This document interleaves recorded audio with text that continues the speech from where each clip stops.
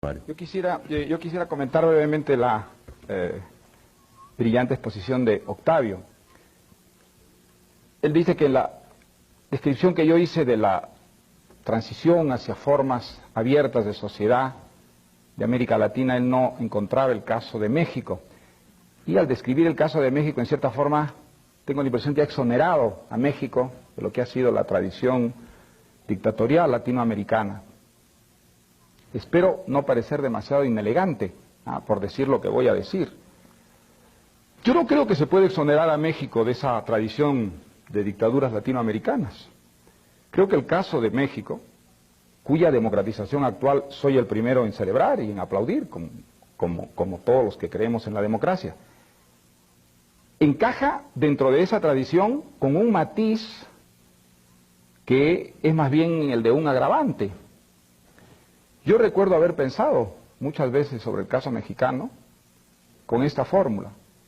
México es la dictadura perfecta. La dictadura perfecta no es el comunismo, no es la Unión Soviética, no es Fidel Castro, es México.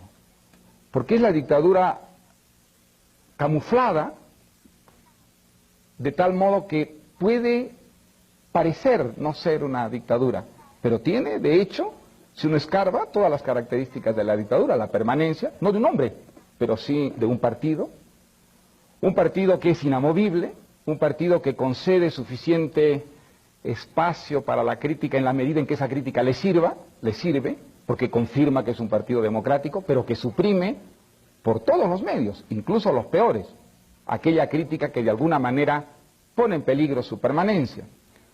Una dictadura que además ha creado una retórica que lo justifica, una retórica de izquierda, para la cual, a lo largo de su historia, reclutó muy eficientemente a los intelectuales, a la inteligencia.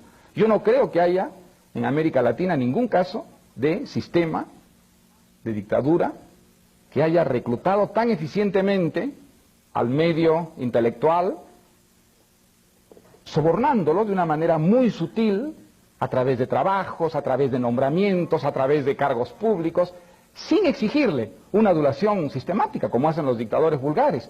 Por el contrario, pidiéndole más bien una actitud crítica, porque esa era la mejor manera de garantizar la permanencia de ese partido en el poder. Un partido de hecho único, porque era el partido que financiaba a los partidos opositores.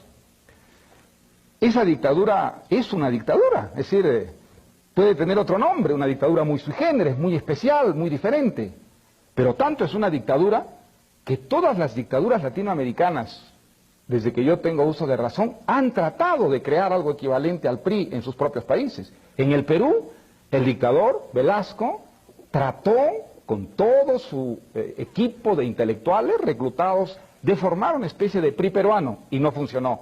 Y Alan García trató de crear un PRI peruano.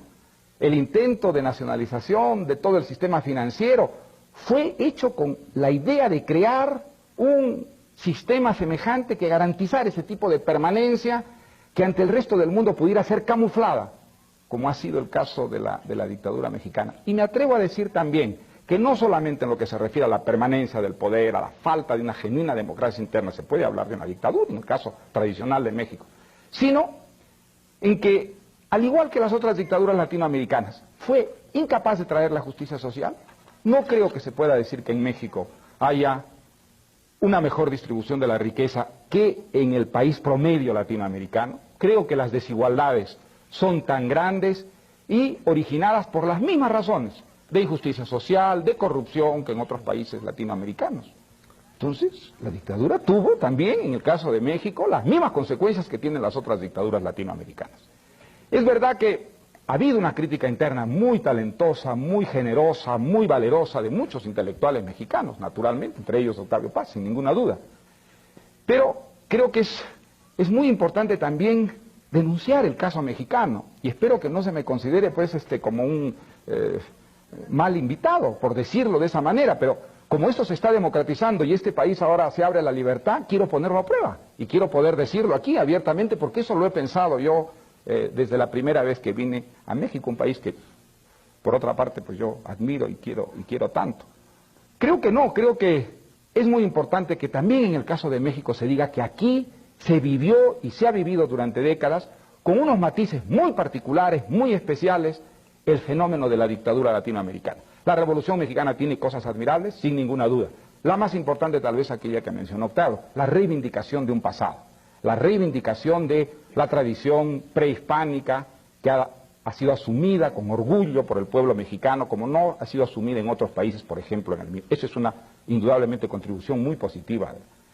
Pero también hay que entender que eso ha sido otro de los instrumentos que ha utilizado el sistema dictatorial del PRI para eternizarse. Ha sido otro argumento de esa gran demagogia retórica a lo largo de su historia del PRI, que se ha prestado a muchas falsificaciones de tipo cultural, como por ejemplo la justificación de falsos artistas, de falsos géneros artísticos, en nombre de ese nacionalismo que creo que es uno de los factores más peligrosos dentro de este proceso de democratización mexicana. Un factor que debe ser puesto en tela de juicio y cuestionado si nosotros, como estoy seguro que lo quieren los demócratas mexicanos, quieren que esta democratización y liberación en México vaya hasta sus últimas consecuencias.